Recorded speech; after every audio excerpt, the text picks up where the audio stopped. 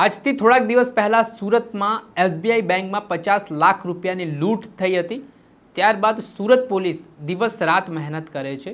આરોપીઓ ભૂગર્ભમાં ઉતરી ગયા હતા ત્યારે પોલીસને કડી મળે છે ને આ કડી બાદ તપાસના ધમધમાટની શરૂઆત કરે છે ને વાત પહોંચે છે ઉત્તર પ્રદેશ સુધી, જ્યાં આરોપીઓનું પગેરું મળી આવે છે, જેમાં 2 આરોપીઓને પોલીસે દબોચી લીધા ને આરોપીને જ્યારે રિકન્સ્ટ્રક્શન માટે લઈ જવામાં આવ્યો ત્યારે શું સ્થિતિ નિર્માણ પામી, વિગતે વાત કરીએ।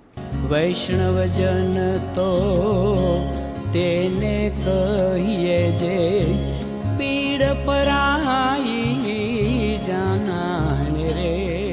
દર્શક મિત્રો, નવજીવન ન્યૂઝમાં આપનું સ્વાગત છે। હું છું ફૈઝાન। વાત કરીએ તો આજથી થોડાક દિવસ પહેલા સુરતના વરાછામાં આવેલા હનુમાન રોડ પર state bank of India bank આવેલી છે, જ્યાં બપોરનો સમય હતો।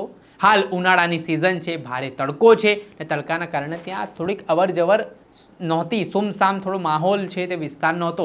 બસ આને લઈને સવારથી જ આરોપીઓ છે તે રેકી કરે છે બેંકમાં ને એક પૈસા ભરેલી ગાડી છે તે બેંકમાં આવે છે, જેમાં આ પૈસા બેંકમાં જમા થાય છે। ત્યાર પછી 4 થી 5 જેટલા બુકાનીધારી શખ્સો છે તે બેંકમાં બંદૂક લઈને ઘૂસે છે ને ત્યારબાદ બંદૂકની અણીએ લૂંટ ચલાવવામાં આવે છે। અંદાજિત આ 50 લાખ રૂપિયાની લૂંટ ચલાવીને આરોપીઓ લોકોમાં ડરનો માહોલ ઊભો કરીને ત્યાંથી ભાગી જાય છે।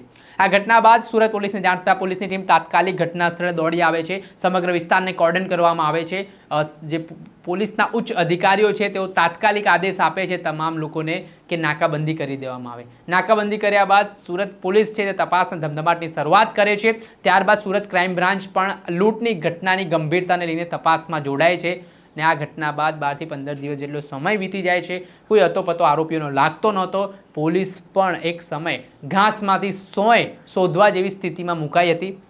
ત્યારબાદ સુરત ક્રાઇમ બ્રાન્ચને એક માહિતી મળે છે, કડી મળે છે ને આ કડી મળ્યા બાદ આના તાર છેક ઉત્તર પ્રદેશ સુધી હોય છે ને આરોપીઓના લોકેશન તેમજ હ્યુમન ઇન્ટેલિજન્સ ટેકનિકલ એનાલિસિસના આધારે આરોપીઓને સુરતથી દબોચી લેવામાં આવે છે, જેમાં 2 આરોપીઓની પોલીસે ધરપકડ કરી, જેમાં શુભમ ઠાકોર નામનો જે આરોપી છે તેને જ્યારે ઘટનાનું રિકન્સ્ટ્રક્શન માટે જે ગામમાં તે લોકોએ બંદૂક છુપાવી હતી તે ગામમાં લઈ જવામાં આવ્યો। આ દરમિયાન આરોપી શુભમ ઠાકોરે પોલીસ પર રિવોલ્વર વડે હુમલો કરવાનો પ્રયાસ કર્યો, ફાયરિંગ કરવાનો પ્રયાસ કર્યો, જેના બદલામાં પોલીસે વળતો જવાબમાં ફાયરિંગ કર્યું ને શુભમ નામનો જે આરોપી છે તેના પગના ભાગે ગોળી વાગી।